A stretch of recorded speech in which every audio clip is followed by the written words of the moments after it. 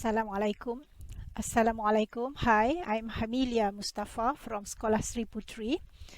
Here I would like to give a review on one of my favorite books, which entitled Signs on the Horizons. A book by Michael Sugich, or his Muslim name is Harun, published in 2013. The short stories in the book are a record of the author's personal memoir of his experiences and interactions with special religious individuals around Mecca, Medina, Morocco, and Egypt. These people that the author met are believed to be saints or Sufis, or in Malay we call Waliullah. The author is basically a journalist background, and he embraced Islam earlier on in his life when he was still very young, and then spent most of his years traveling the Muslim lands and spent many years staying in Mecca and Medina. He also traveled a lot to the various Muslim countries, the centers of Muslim religious civilization.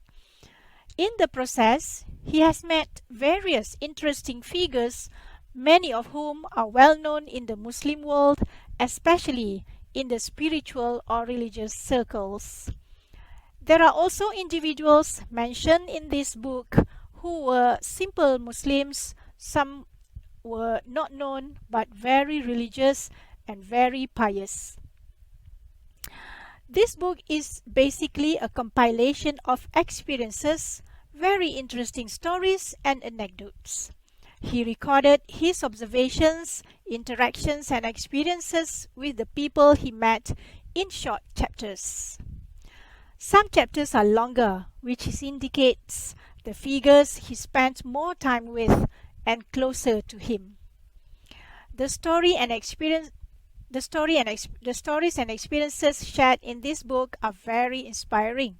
Some stories are from his own experiences. Some stories are the experiences of others shared to him. Reading this book inspires us and gives us hope that even in our time, in the world that we live, there are still people who achieved very high stations, very high spiritual positions. The author's experiences shows that even in this modern life, people can still achieve such high spiritual stations. Reading the book brings you to another circle of people who are blessed and illuminated. These people who dedicate themselves to religious and high spiritual exercises.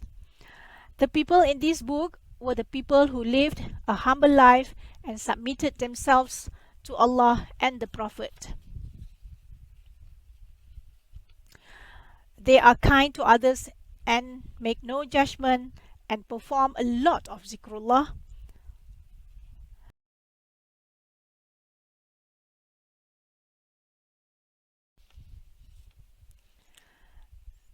I just want to share with you one of my favorite stories in this book, which is entitled Perfumed.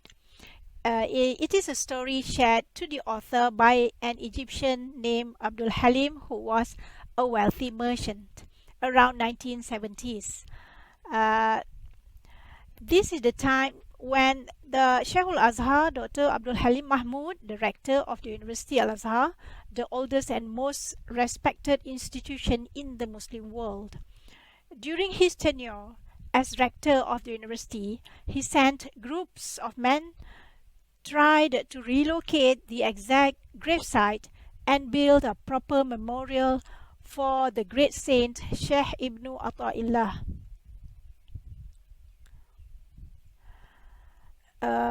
The area was abandoned and neglected for so many decades, if not centuries, and they had no idea of where to start the search. The group spread out and began sifting through the rubble and ruins without success, until suddenly they caught a scent of unique fragrance. They followed the perfume until it was very strong scent and began to clear the stones and debris and dug down until they found the body of Ibn Atta'illah as-Sakandari perfectly preserved, as if he were asleep. Abdul Halim Magahid, the wealthy merchant, was directly involved in the construction business and wanted to spend his money to build a mosque, but he had no idea of where the exact place to build. His acquaintance suggested that he consult Sheikhul Azhar. When they met, the Sheikh immediately recommended that the merchant build a mosque beside the newly rediscovered tomb of Ibn Atta'illah. Abdul Halim is a Salafi and was not happy with the idea of building a mosque beside a tomb of a Sufi.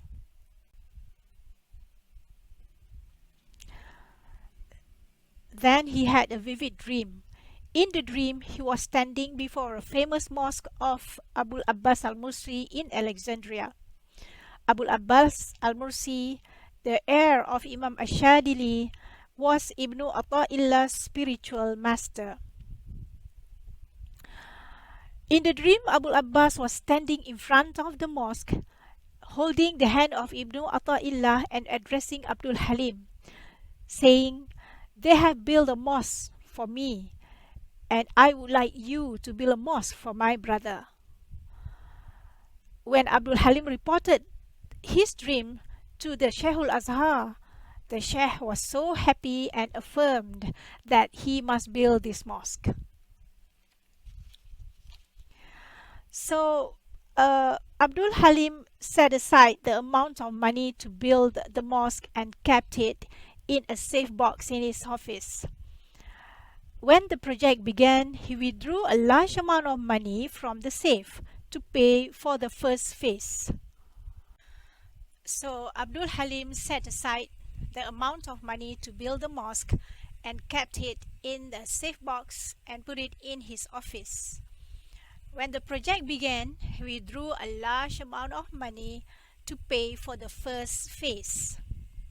When the time came to make the second payment, he opened his safe and to his surprise he found that the money was exactly at the same amount before he made his first withdrawal. At first he thought that he might have made an accounting error. Later, he returned to withdraw the money to make the third payment for the projects. But again, he found that the money was not reduced at all. So he started to worry that he might lose his mind. Then he went to consult with Sheikhul Azhar and told him what was happening. The Sheikh happily told him that this was the blessing and the miracle of Sheikh Ibn Atta'illah. He told the merchant that if you keep this miracle to yourself, it will continue until the mosque is completed. But since you have shared this with me, now you will have to use your own funds. So the author at the end of the story tells us that he became close to Abdul Halim and kept in touch with him. So this is the most motivational